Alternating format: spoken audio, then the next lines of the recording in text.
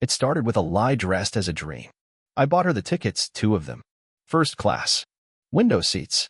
She said it was the trip she always wanted, the one she'd been pinning on her vision board like a child circling toys in a Christmas catalog. Venice. Gondolas. Little cafes that charge €12 for watery espresso. The kind of place that looks like a postcard until you realize you're in it with someone who no longer looks at you the same way. Her eyes sparkled when I surprised her with them. She threw her arms around me, kissed me like we hadn't been sleeping with silence between us for months. Said, "You're the best husband in the world." I should have known.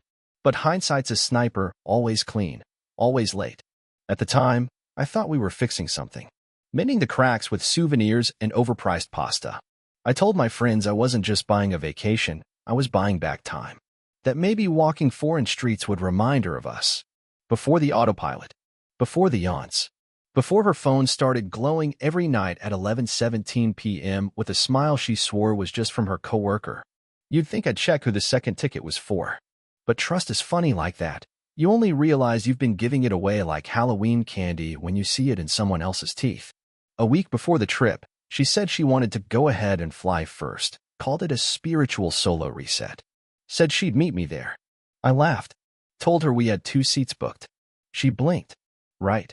I meant I'll just go a few days ahead. Settle in. I told her I'd think about it. I did. I also started thinking about the password she reused on everything, her dog's name, and the year we got married. You know, before that dog ran away, and I started wondering if she loved it more than me. What I found when I logged into the airline's website made my stomach drop like a roller coaster's first dip. Passenger 1, Emily Rhodes. Passenger 2, Brandon Ellis. Now, I don't know about you, but I've never gone by Brandon in my life. And I sure as hell wasn't taking a flight with the guy who once tagged her on Instagram with the caption, "Late-night brainstorms that turn into something more face-blowing kiss." You ever stare at something so long, it stops making sense? That was me with that ticket confirmation screen. So what did I do? I didn't confront her. No, that would have been too kind. Too anticlimactic. Instead, I printed out the itinerary. Called in a favor from a buddy who owed me, a buddy who just happened to be a journalist with a camera, a mic, and a knack for turning personal disasters into clickbait gold. Because if Emily wanted a romantic trip, I'd let her have one. But this time, I'd be the one holding the camera. The plan was simple. Show up. Smile. Film. Let the world meet the real Emily Rhodes, not the one who gave heartfelt toasts at holiday parties or posted filtered couple photos captioned "Forever." No, the version I wanted to introduce was the one who took my money, my trust, and my airline points, then handed the window seat to a man whose cologne probably came with its own Spotify playlist. My journalist buddy, Carter, was more than eager. He showed up with 2 cameras, a wired mic, and the kind of moral flexibility that only comes from doing 3 years in local news. We met at JFK, sipping airport coffee like spies at a drop site. He grinned as I handed him the printout. "She actually used your ticket," he said, I scanning the names. "That's diabolical." "She used my credit card too," I muttered. "And my Netflix login. But this one's personal." We checked the flight manifest. Sure enough, they were scheduled for boarding in 30 minutes. Same flight I'd paid for, just minus me and my dignity. Carter adjusted his lens. "All right, walk me through it." "They think I'm still home. She thinks I sulked my way into staying behind." I smirked. "She thinks she's getting Italian sunsets and scandal-free room service." "What does she not know?" Carter asked. I pulled out 2 boarding passes. That I paid extra for the row behind them. Yep, I wasn't just showing up. I was sitting close enough to hear Brandon order his complimentary drink. I wore a plain cap and a hoodie. Carter, always subtle, slapped on a fake press badge with Doka Vibe printed in Comic Sans. We looked like a sad YouTube channel with a budget of $11 and a grudge. Boarding started. Zone 1. Business class. Guess who strolled up to the gate with matching luggage? There she was. Emily. My wife. Wearing sunglasses indoors like a celebrity or a coward. Smiling that rehearsed smile she used on waiters and wedding photographers. And beside her? Brandon Ellis, human smirk, dressed like a Banana Republic mannequin and oozing the self-confidence of a man who had never been told no. They handed over their passports. The attendant scanned them. "Enjoy your flight," she chirped. Carter hit record. I didn't approach. Not yet. I let them board. Let them get comfy. Let them think this was the start of something beautiful. Because this wasn't the start. It was the third act. And I was about to walk into that plane like it was my stage, because it was. The cabin smelled like lemon wipes and lies. As I stepped onto the plane, I didn't feel nervous. Not angry. Not even sad. Just dialed in. Like I was playing a role now, the husband formerly known as Clueless. Carter gave me a thumbs up as he slid into his aisle seat a few rows back, already pretending to film a documentary on modern travel etiquette. Translation, he had his mic hot and his camera rolling. I took my seat directly behind them. 3C and 3D, the cursed duo. I was in 4C, Economy Plus, close enough to count Brandon's neck pores. Emily hadn't spotted me yet. She was too busy giggling. I hadn't heard that laugh in a year. She used to save it for our private jokes. Now she was giving it to a guy who wore loafers with no socks. She leaned into him. This trip is going to change everything. Brandon grinned. We deserve this. Finally. Deserve? Deserve what, exactly? A vacation paid for by the man she swore vows to under a flower arch and a 40% chance of rain? The plane took off. I waited. Waited for the seatbelt sign to go off. Waited for that perfect moment when the cabin crew was walking drinks down the aisle and nobody was paying attention. Then I tapped her on the shoulder. She turned. The look on her face? You could bottle it and sell it as a reaction meme. Shock. Horror. A dash of panic. And, right at the edge of her expression, something almost admirable. The sheer audacity of trying to pretend like this wasn't exactly what it looked like. Logan. She stammered, blinking like maybe I was turbulence in human form. What are you? Funny thing, I said, loud enough for nearby passengers to perk up. I noticed someone else was using my ticket. So I figured, hey, why not come along and see where my money went? Brandon turned like a man who just realized his Tinder date brought both dads. Who the hell are you? He asked, brows knitting. I'm the guy who paid for your in-flight champagne, I said. Hope you like the legroom. I upgraded you. He started to speak, but Carter stood up 2 rows back. Hi, he said cheerfully, aiming the lens. Carter Voss. Independent journalist. We're doing a piece called, What Betrayal Looks Like Live. Hope you don't mind being part of a human interest segment. Emily's mouth opened. Closed. She looked around like maybe she could escape through the window. Logan, we can talk about this later, she whispered. This isn't the time. I laughed. Oh no, sweetheart. This is exactly the time. You wanted an Italian escape. I brought headlines. Carter zoomed in. A flight attendant was now hovering near row 5, clearly sensing that something spicy was happening and praying it didn't involve turbulence or someone trying to open the exit door midair. I leaned back in my seat. Carry on, I said, smiling. Pretend I'm not even here. Just a husband watching the in-flight entertainment. The betrayal wasn't just real. It was now documented. The human brain does something interesting when it's caught, like a raccoon in a trash can at 3 a.m., wide-eyed, hands frozen in someone else's leftovers. That was Emily in 3C. Her mouth moved, but the words fell out in useless fragments. Logan, please, this is insane. You can't just... I can, I replied. I did.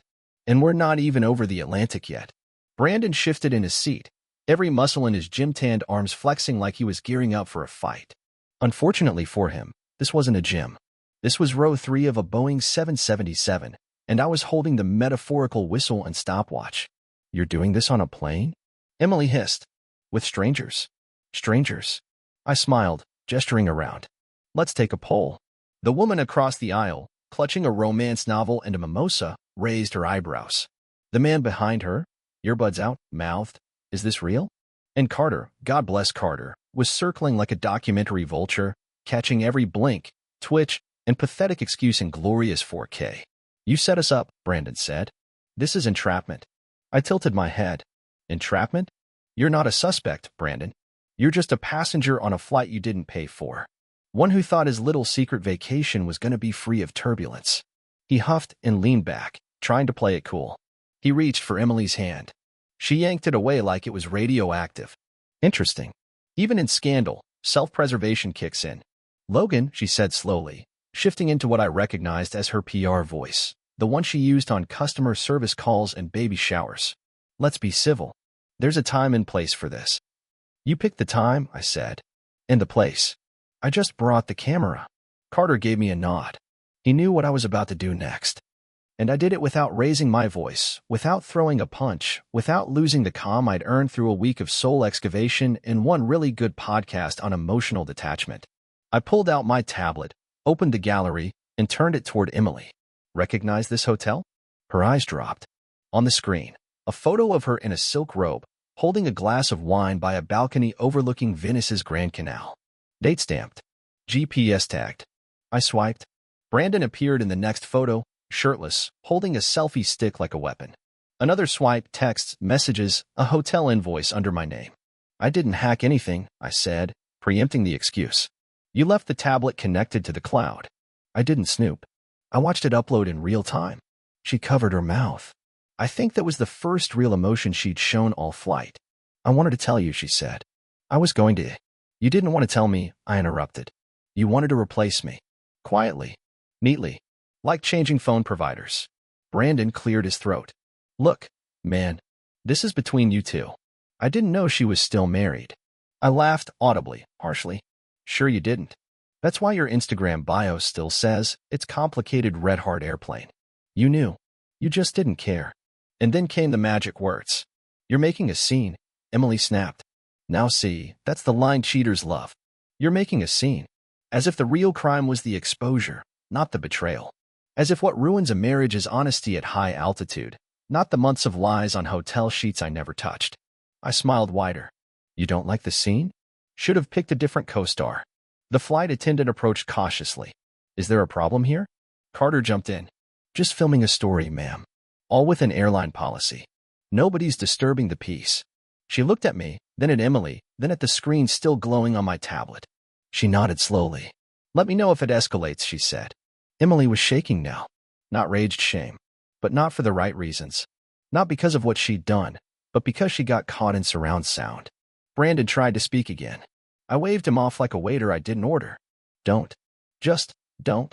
I stood up, tablet in hand, and stepped into the aisle. Carter followed, steady as ever. Where are you going? Emily called. Back to my seat. You know, the one I booked for myself. The one next to my dignity. It's a bit cramped, but at least it doesn't lie. Passengers watched me pass. Some gave quiet nods. One older man gave me a slow clap, just once, but it meant something. Back in row 19, I finally sat down. Carter crouched beside me. You okay? He asked. Never better, I said. Footage is gold, he added. You want a title for the piece? I stared out the window at the clouds. Yeah, call it first-class fraud, the price of a window seat. We both chuckled. But I wasn't done. Oh no, because this plane had a layover. And in Venice. I had something waiting. Something cruel. Something final. Because poetic justice deserves a passport stamp, the plane touched down in Venice with a thud that felt fitting. Not turbulent, just sharp enough to remind everyone aboard that gravity, like truth, always wins. I didn't rush to disembark. No, I let them go first, Emily and Brandon, wheeling their matching carry-ons down the aisle like the king and queen of delusion. She glanced back once, like a child checking for monsters. I didn't blink. Outside, Venice shimmered like a secret. Sunlight hit the canal like gold foil, gondolas drifting past pastel buildings too beautiful for what was about to happen. I'd been here once before, years ago, with Emily. She cried under a bridge because a street violinist reminded her of her father. Now she'd be crying for very different reasons. Carter was still filming, low-key, sunglasses on, mic clipped to his jacket. We exited the airport and hailed a water taxi. I let Carter handle logistics while I sat, letting the breeze wash over me. I wasn't angry anymore. I wasn't hurt. I was rehearsed. See, vengeance isn't about fury. Fury burns out. What I had was colder, cleaner, sharper. And this time, I wasn't coming alone. When we reached the hotel, a 5-star spot overlooking the canal, Carter gave me a nod. They're checked in. Suite 407. Perfect. That's the one she accidentally booked under my name when she was still pretending this was a solo healing journey. We waited until dusk. Golden hour, the time filmmakers worship and liars fear. I changed into something clean, casual, presentable. Carter double-checked the batteries and memory cards. Then we walked in. The concierge greeted me warmly. Ah, Mr. Rhodes. Your wife already checked in. I'm aware, I said, handing over a business card. This gentleman is with the Parallax Project. We're filming a short documentary about grief, closure, and justice. I hope that's not a problem. The man blinked. Europeans hate conflict, but they adore drama. No. No problem at all. We made our way to Suite 407. Carter positioned himself by the door, camera on, mic ready. I knocked. A pause. Then footsteps. The door opened. Brandon, wearing a bathrobe, holding a glass of Prosecco like he'd earned it. The moment he saw me, his entire face felt like a souffle in a thunderstorm. You've got to be kidding. Not even a little. I stepped forward, not inside, just to the threshold. Tell Emily I'm downstairs with a surprise. I'm not your messenger, he snapped. No, I said, pulling out my phone. But she'll want to come down. Trust me. He squinted at the screen. His face paled. Who is that? I smiled. That, Brandon, is her ex. Not me, the other one. The one before me. The one she called a mistake. The one who apparently wasn't such a mistake after all. I hit send. The message went straight to Emily's phone upstairs. A short video, about 20 seconds. In it, a handsome, silver-streaked man in his 40s sitting at a cafe down the street, holding up a photo of Emily. Speaking into Carter's camera. She told me she was divorced. Said you were long gone. I guess old habits die hard. I turned to leave. I'll be at the Rialto Bridge. Tell her to come clean. Or I will. 30 minutes later, I was leaning against the stone railing of the bridge, watching gondolas drift beneath me. Carter kept filming, but from a distance now. This was personal. Emily arrived breathless, her hair undone, her heels clicking against the ancient stone. Her eyes searched until they landed on me. She looked smaller now. Not weaker, just shrunken. Like someone trying to fold into herself and disappear. You're out of your mind, she said, voice tight. Am I? Or did I just take your script and flip the ending? You're humiliating me. In public. No, you humiliated me. In private. For months. This. I gestured around. This is just the encore. Her hands balled into fists. Why are you doing this? What do you want? Truth, I said simply. And then? Closure. She stared at me, the wind tugging her blouse. You've made your point. No. Not yet. See, you stole something from me. Time. Respect. Dignity. And you handed it to a guy who still uses gel in 2025. She turned away. What do you want me to say? That I messed up? Fine. I messed up. I fell out of love. No, I said, stepping beside her. You jumped out. There's a difference. She didn't reply. I handed her a small folder. What's this? She asked. An invoice. Itemized. Her face twisted. Are you kidding? Nope. That's the cost of your affair. Flights, hotel, therapy, new clothes, time wasted, years lost. I'm billing you. And I'm sending a copy to your parents. You know, the ones who called me the best thing that ever happened to you. You're insane. No. Just very, very thorough. She flipped through the pages. Her hands trembled. Why are you doing this? She whispered. I leaned in, my voice calm. Because you thought I'd fall apart. You thought I'd vanish quietly while you repurposed my life for your new romance novel. You forgot who you married. She looked at me like she'd never seen me before. And maybe she hadn't. Because I wasn't the man who bought her tickets anymore. I was the man who showed up without one and took everything back. That night, I checked into a different hotel. Somewhere smaller, quieter, away from the scene of the crime. Emily tried calling. I didn't answer. Not because I was angry. I was done with anger. I was operating on a level above it now, the rare air where peace and petty meet, shake hands, and collaborate. Carter uploaded the footage. He edited the whole confrontation on the flight into a tight 3-minute clip. He titled it, First Class Fraud, The Price of a Window Seat. It dropped the next morning on a news blog that loved messy stories with just enough elegance to go viral without looking like tabloid trash. By noon, it had over 600,000 views. By nightfall, it was on TikTok, Twitter, Reddit, and even LinkedIn. Some HR intern captioned it, Why Soft Skills Matter in Conflict Resolution. But I didn't just want internet attention. I wanted the truth preserved. So I scheduled an interview. Live. With Carter. A segment called Modern Betrayal. No yelling, no tears. Just a calm retelling. My version. The real one. I ended it with this line. If you're going to cheat, don't use your spouse's airline miles. That's just sloppy. People applauded. Some laughed. Some winced. Emily, I'm told, stopped answering her phone. The story hit the ground back home like a dropped piano. Her job? She worked in PR. Image-driven, reputation-sensitive. Turns out, companies don't like their senior communications manager going viral as the villain in a romantic scandal. She was asked to step away indefinitely. Brandon?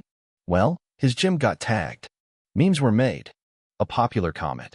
I trusted this man to teach me kettlebell swings, and he couldn't even spot a husband in row 4. His client list dropped faster than his dignity. They tried to spin it. Claimed it was all complicated. Claimed I ambushed them. That backfired. People dug into her Instagram, saw the photos, the dates, matched them to mine. A TikToker did a full breakdown. Timeline.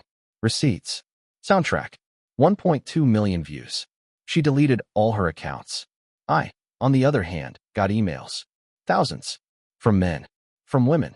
From divorcees and betrayed lovers, and even a marriage counselor who said I should come speak at a conference. I declined. I wasn't looking for a brand. Just balance. But revenge?